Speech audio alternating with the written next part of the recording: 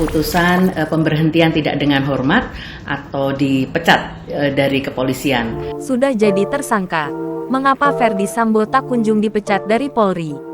Lebih dari sepekan penetapan tersangka Irjen Ferdy Sambo, mantan Kepala Divisi Profesi dan Pengamanan Kadif Propam ini masih berstatus sebagai anggota Polri. Artinya, Irjen Sambo sampai saat ini masih belum dipecat dari institusi penegak hukum tersebut.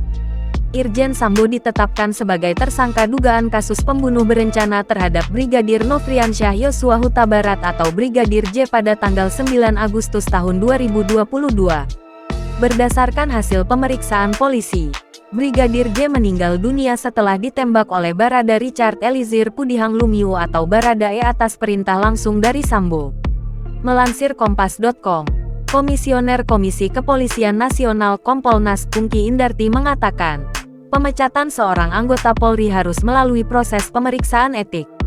Untuk Ferdy Sambo, ia menyebut sudah diperiksa dan akan segera dilakukan sidang kode etik.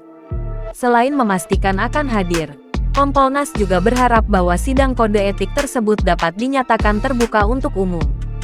Dan dilakukan secara terbuka, di mana nanti publik akan bisa menyaksikan, dan Kompolnas juga akan hadir di sini dalam proses sidang kode etik.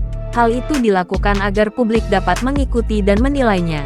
Pungki menuturkan, ancaman hukuman tertinggi dari sidang kode etik adalah pemberhentian tidak dengan hormat PTDH atau dipecat.